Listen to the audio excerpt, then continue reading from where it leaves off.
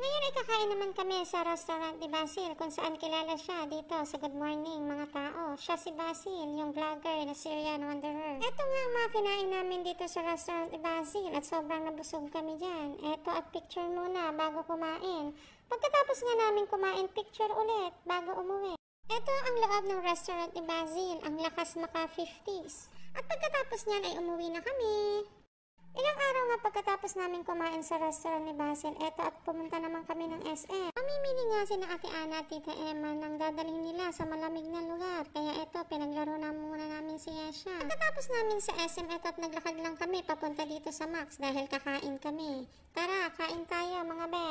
Panay nga ang treat ni Ate Ana sa pagkain dahil yan nga daw ay pa-birthday niya na sa akin. Hindi nga lang dyan natapos ang pa-birthday ni Ate Ana dahil sa mga susunod na araw ay marami pa kaming pupuntahan. Pagkatapos nga namin kumain ay naglakad lang kami pa uwi. Eto at nadaanan namin itong City Hall, Ablas Piñas. Tingnan nyo naman, napakaliwanag dahil sa mga ilaw na kumukuti-kutitap dahil ito ay katatapos lamang ng Pasko kaya hindi pa nila yan natatanggal. Malapit nga lang kami sa City Hall pero simula nung inilagay ito, ngayon lang kami nakapunta dito. Kung hindi pa nga kami naglakad, siguro hindi pa namin ito mapupuntahan. Taon-taon nga ay iba't iba ang design ng mga Christmas light dito sa City Hall. Sobrang nga na-enjoy niya siya, yung mga kumukuti-kutitap na liwanag na yan. Kaya tingnan nyo naman, panay ang talon. Hinubad niya na nga yung jacket niya dahil naiinitan na siya sa sobrang katatalon niya. At yun lang mga bes. See you sa next video!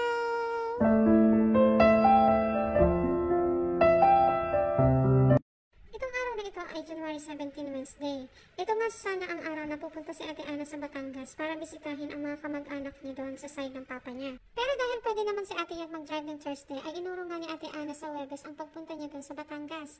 Dahil nga gusto namin sumama mga be. At dahil hindi nga siya natuloy sa Batangas, eto at sumama na lang siya sa amin dito. Ito nga ang araw ng investiture niya siya sa Star Scout. Hindi ko nga alam ang ibig sabihin ng investiture mga be, kaya napang-google pa ako. Ito nga ang ibig sabihin niya. Investiture refers to a form of act of giving or receiving power, authority, ownership, or rights. Yung pagiging Star Scout nga, yun ang ina-award sa kanila ngayon. Hindi ko nga inaasahan na sasama sa amin dito si Ate Ana mga be. Nagulat na nga lang ako nung sinabi niya na mag-a-attend siya ng investiture niya siya. Nahihiya nga ako dito mga be dahil alam ko na maiinip nga lang sila. Dahil matagal nga itong matatapos. Pero hindi ko naman pwedeng sabihin na wag na silang sumama, mas nakakahiya yun. Sa totoo lang kasi mga be, nahihiya talaga ako kapag nakakaabala ako ng ibang tao. At dahil nga kailangan daw ng ninong at ninang dito, eto at si Ate Ana pa rin ang naging ninang dito niya siya. Noong una nga mga be, ay namang problema ako kung sino ang kukunin kong ninang at ninong dahil nga tulad ng sinabi ko mga be, ay ayaw ko na nakakaabala ng ibang tao. Buti na lang at sumama si Ate Ana, kaya eto may ninang siya. Trivia mga be, ang suot niya siya ni Star Scout uniform ay si Ate Ana ang may-ari. Sinuot niya nga daw yan nung siya ay grade 1 din. Pinamana nga ni Tita Emma yung damit kay Yesha, kaya din napasali ko si Yesha sa Star Scout. Buti na nga lang at may namana ng damit si Yesha dahil kung wala, hindi niya mararanasan mag-Star Scout. Sa mahal ng presyo ng set na yan, hindi kaya ng budget namin yan, mga be. Oo mga be, namamahalan na ako sa 700 pesos na set ng Star Scout uniform. And for that, maraming salamat po sa damit na ito, Ate Ana and Tita Emma. Konting picture na nga lang at patapos na kami. Thank you ulit Ate Ana sa pagtayong ninang para kay Yesha. Pagkatapos nga ng investiture na Yesha, eto dumiretso naman kami dito sa Cecil Restaurant para mag-lunch. Another treat nga ito ni Ate Ana sa amin bago sila bumalik sa malamig na lugar. At pagkatapos naman namin kumain mga be, eto at dumiretso naman kami dito sa Manila Memorial para bisitahin ang puntod ng papa ni Ate Ana. Dito ay pinagdasal lang namin ang kaluluwa ng papa ni Ate Ana mga be. Pagkatapos nga namin magdasal ay hinanap naman namin ang puntod ng nanay ng kaibigan ni Ate Ana. At talaga namang nawala ang lahat ng kinain namin sa Cecil. Dahil sa layo nga ng nilakad namin, until na pag-alaman namin na malapit lang pala yun sa puntod kung saan andon ang papa ni Ate Ana. Kasama nga namin itong si Yesha sa paghanap ng puntod na hinahanap namin. Pero ako lang ata ang nalayuan nun. Kasi tingnan nyo naman, mukhang hindi man lang siya napagod. At ginawa na niya ang playground itong mga puntod dito. At dahil hindi siya makarelate sa mga pinag-uusapan namin, eto at bumuo na naman siya ng sarili niyang mundo. Natuwa nga kami nung paglingon namin sa kanya, ayan at nagbumuli-muli siya. Sabi nga ni Ate Ana ay picturean namin dahil nga relax na relax siya sa pagkakaupo niya. Buti nga at hindi siya kinagat ng mga antik na nandito, ang lalaki pa naman. Ito nga mga picture namin kasama ang puntod ni Tito Mentor. Yun lang mga bes, see you sa next video! At eto na nga, kinabukasan pagkatapos ng investisyon ni Yesha mga be, eto at papunta na kami sa Batangas. Bibisitahin nga namin doon ang kamag-anak ni Ate Ana. At pagkalipas nga ng mahigit 3 oras na pagbabiyahe, eto at nandito na kami.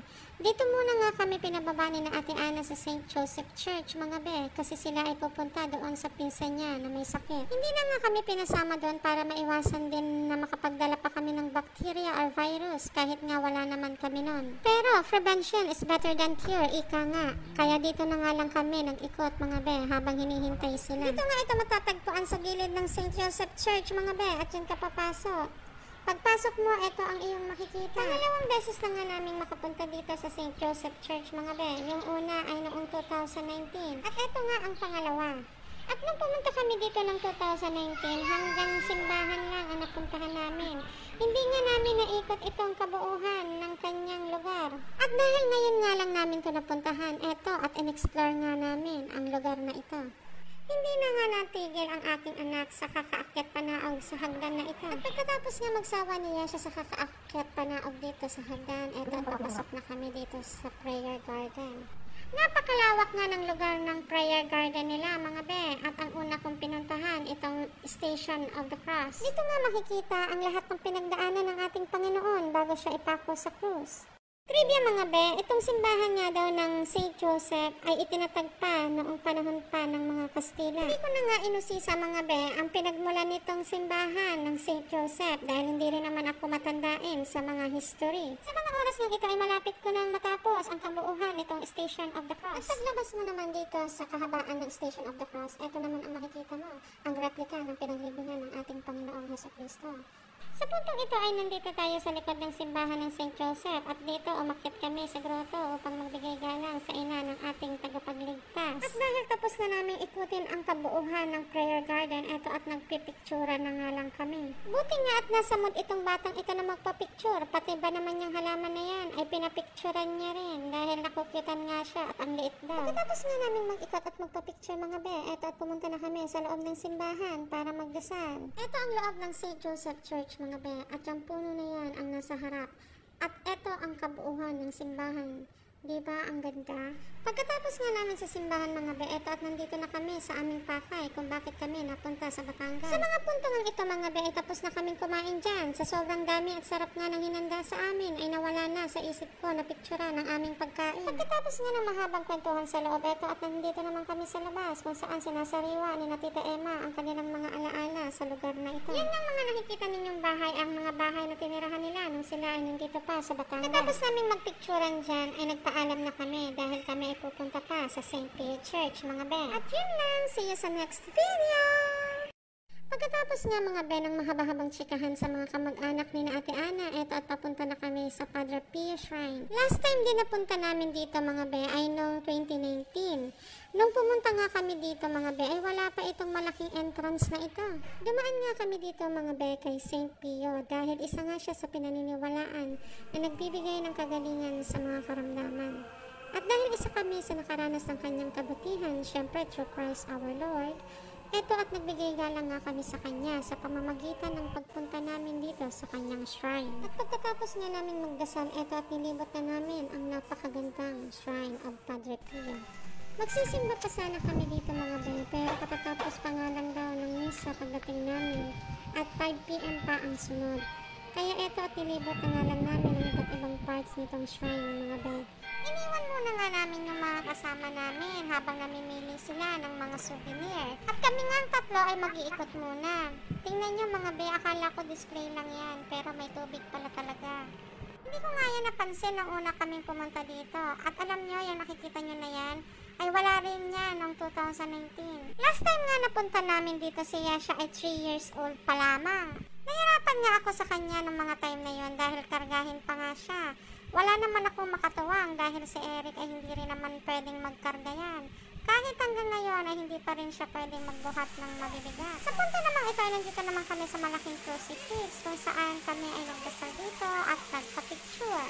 Medyo tinatagalan nga itong sina ate magpa-picture dahil hindi nga nila mapasunod ang batang pinipicturan nila. At nung nakapagpa-picture na nga kami, dumiretso naman kami dito sa Holy Water Sanctuary. Ito nga matatagpuan ang unlimited na holy water kung saan pwede mo itong inumin, pwede mong ihilamos, pwede ka rin kumuha ng holy water dito dahil nga unlimited dito basta may dala ka lang lalagyan ng tubig. Marami nga kumukuha ng holy water dito dahil pinaniniwalaan nga nila na ito ay nakakapagpagaling.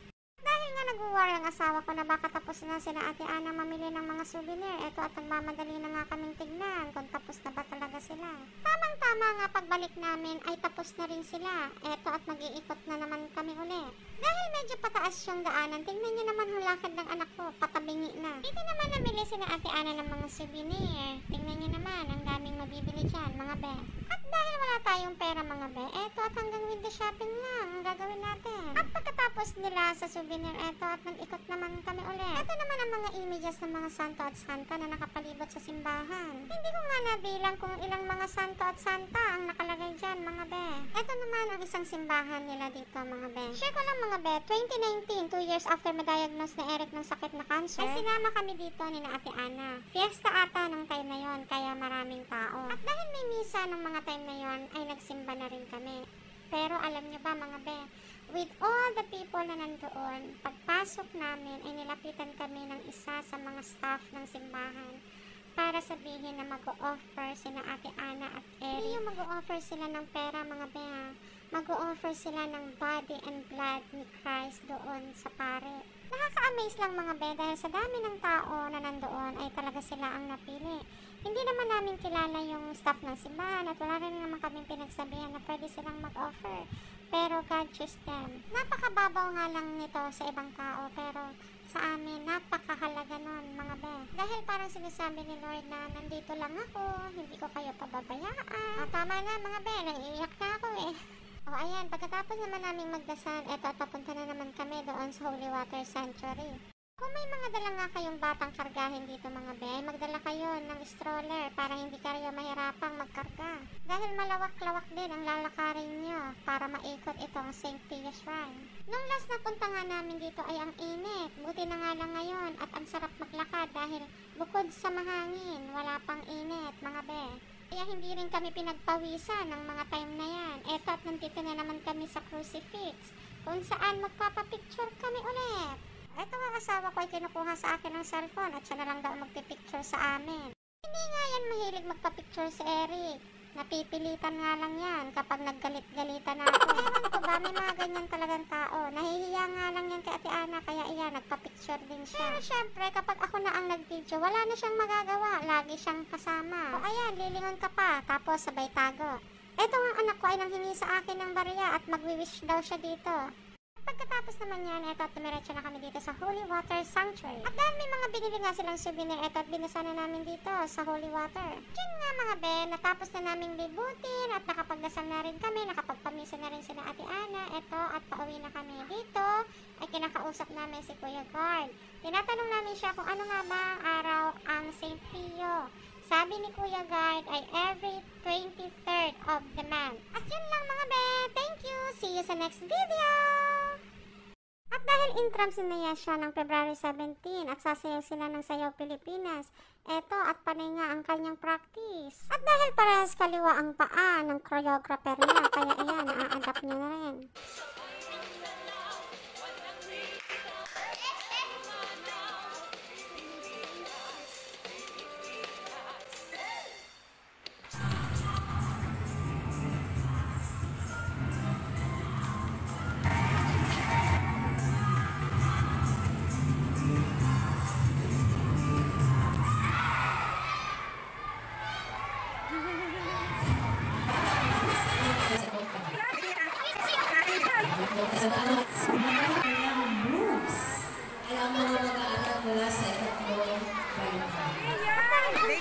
Pagkatapos ng kanilang sayaw ay may mga kalaro sila, pero tignan nyo naman, kahit na marami siyang pwedeng kalaro, ayan at pinipili niya pa rin kapag-isa. At kahit ganyan naman ang anak ko, ay marami rin naman niya itinuturing na kaibigan. At eto nga ang iba sa kanila. Sila nga ang mga itinuturing niyang best friend daw. Nulungkot nga siya kapag ang isa dyan ay absent. Lagi niyang hinahanap, mga be. Yan lang muna mga be sa ngayon. See you sa our next video. Just like warm days, the springtime, get butterflies. Can't control myself when I'm around you. Soak up the fragrance, we're here for a while. Nowhere to go, girl, let's enjoy the ride. It's the feels you give to me. Yeah. It's the feels you give to me. Oh, one step, two pace, taking our time. Girl, I wouldn't trade it all for the world. With you, I get high. With you, I'm alive. With you, I'm awake. How do we find love in a hidden place? Let's just escape from the noise and the lights. I feel the tingle and the goosebumps, girl, with just one look in your eyes. It's the feels you give to me. It's the feels you give to me. It's crazy how you broke right through the summer heart. I knew it right there from the start. That it's just the feels. Just like warm days, the springtime, get butterflies. Can't control myself when I'm around you. Soak up the fragrance, we're here for a while. Nowhere to go, girl, let's enjoy the ride. It's the feels you give to me. Yeah. It's the feels you give to me. Oh, once.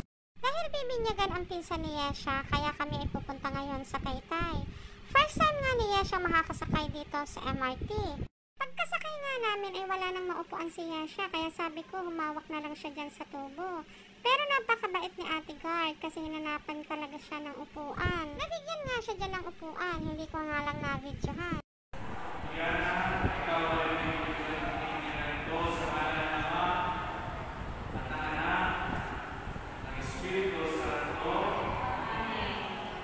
Kinabukasan nga at yan, nabinyagan na din ang pinsan ni Yesha. Magti 3 years old na nga yan, kaya pinilit na rin ng magulang na mapabinyagan. Tapos na nga yung binyagan na yan, kaya eto, panay na lang din ang mga pitsura namin. At dahil hindi nga sila madalas magkita-kita, ayan, at halos hindi mo na sila mapaghiwalay sa isa't isa. Masaya nga yan si Yesha kapag nakakasama niya ang mga pinsan niya. Kinabukasan nga pagkatapos ng binyagan, eto kapagkasundoan na mag-swimming daw. Kaya nang pagkagising namin ay umuulan, kaya sabi nga namin wag nang tumuloy. Pero dahil miss na ni Yesha ang swimming pool at hindi pumayag ang mga bata na hindi matuloy ang swimming, eto nga at natuloy din. Kami ng mga matatanda ang unang sumuko dahil lamig na kami.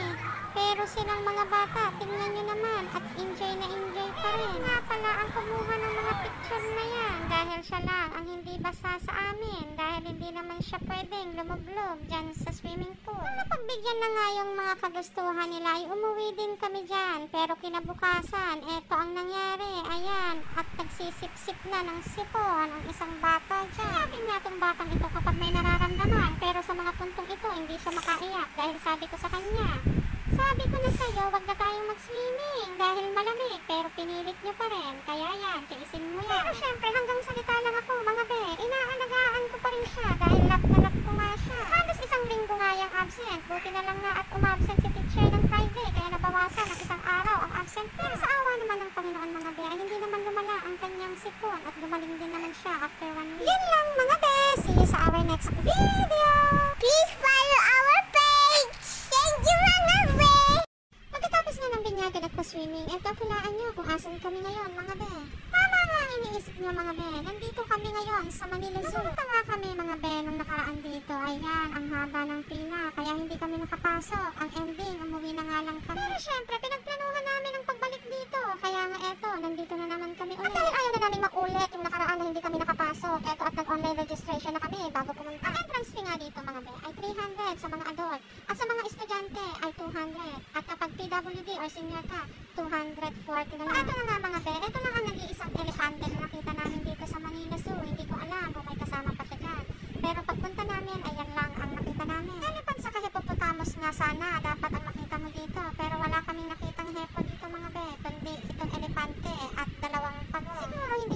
kayong hepo, kaya wala pa siya dito. Baka nga iniisip ko mga be, ay tatlo lang kaming namasyal dito. Nagkakamali kayo mga be. Sino nga yung mga kasama namin sa pag-swimming nung isang linggo? Ay sila rin ang kasama namin dito. Nagagaling nga lang niya siya sa ubo at sipon mga be dahil doon sa pag-swimming. Pero eto, gala na naman. Sabi ko nga sa inyo mga be, kapag may mga opportunity ganito ay hindi namin pinapalagpas. Hindi nga para sa amin, kundi para sa aming anak na si Yasha. Alam nga namin mag-i-enjoy dito si Yasha mga be, kaya yan, grab the opportunity agad. Habang hinihintay nga namin yung mga kasama namin mga be, eto, tag-ikot-ikot muna kami. May nakita kami dito ang animals. Ano kaya ito mga be? Rabbit ba yan? Or what? At pagkatapos din mga be, dito naman kami pumunta sa aviary. Tama ba? Pagkakabasa ko mga be, aviary.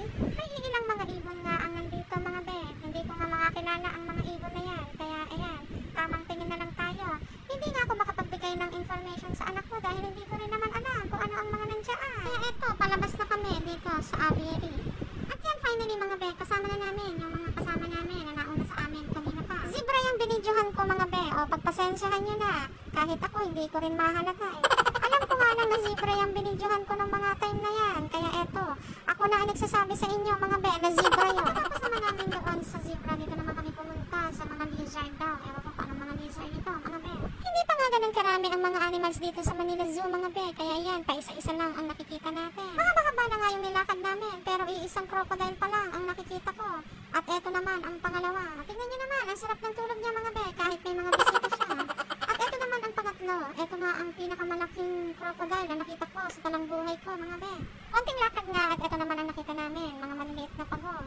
Ang dami nga nila mga be. Tingnan nyo. Tapos doon sa maliliit na pagong mga be, eto at meron naman dito another kind of pagong. Pero ang nagagana attention talaga niya siya ay yung mga maliliit na isda na kumakain dyan. Kung nauuho naman kayo mga be, wala kayong dalang tubig, dyan lang kayo kukuha ng tubig. Kung hindi masela ng inyong mga tiyan, pwede kayong uminom dyan. Yan mga be, another mga baka lakaran na naman ito bago na naman kami makakarating sa lugar na pupuntahan namin. Yan mga nilalakaran namin ay wala kami naman ibang makikita kundi mga halaman. Ito na nga at papunta na kami dito sa mga reptile.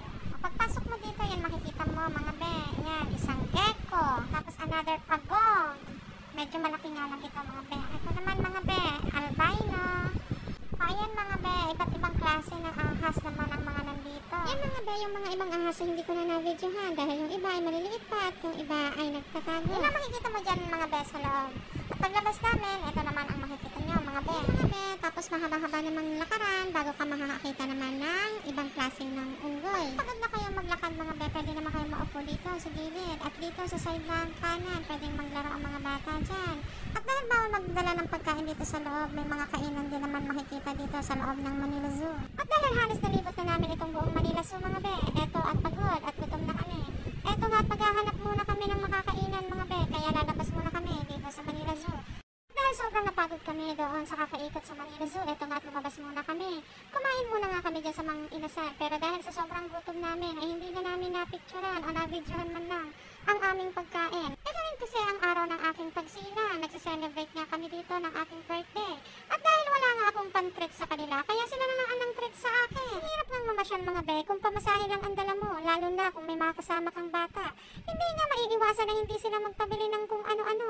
Dahil kung ano ang gusto ng isa, gusto na rin ng lahat. Yan nga ang isang dahilan mga be, kaya lagi lang kaming nasa bahay. Dahil kung mamamasyal ka, hindi naman pwedeng pamasahe lang ang dala-dala mo. At dahil nga treat nila to, kaya eto, nandito kami sa Luneta Park at kagagaling lang nga namin sa Manila Zoo. At may bonus pang kain sa mga inasal. Simula nga nung nagkaisip ako mga be, wala akong matandaan sa buong buhay ko na nakapag-blow na ako ng candle sa cake. Kinalakihan ko nga mga be na hindi sineselebrate ang mga birthday. Kahit nga nung 7 years old ako mga be, hindi ko nga matandaan na may handa ako. 18 years old naman ako mga be, natatandaan ko na mag-isa lang ako nung naglalakad papuntang simbahan na umiiyak. Hanggang sa nakasanayan ko na nga mga be na huwag nang i-celebrate ang birthday ko. Ayaw na ayaw ko nang nakakarinig na binabati ako ng happy birthday dahil ever since nung pagkabata ko, walang bumabati sa akin ng happy birthday. Wala akong matandaan na may bumati man lang sa akin ng happy birthday. Pero nung nagkasakit na nga ang asawa ko mga be, doon ko na-realize ang kahalagahan ng pagsa-celebrate ng birthday. Dahil ito ang tanda na sineselebrate mo ang buhay na bigay ng buong may kapal. Kaya pag may pagkakataon at may extra kaming pera sa birthday namin, ay lagi ako nagluluto ng pansit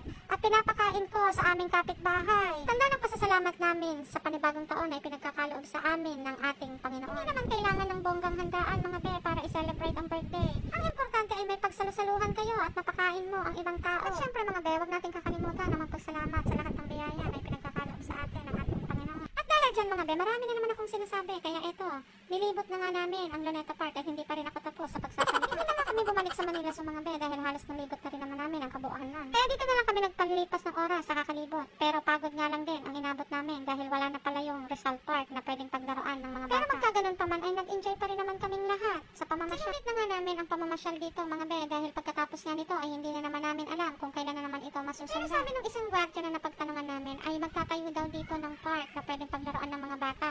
Kaya nga hihintayin namin na maitatag yun mga be para mapuntahan namin ulit. So hanggang dito na muna mga be. See you sa our next video.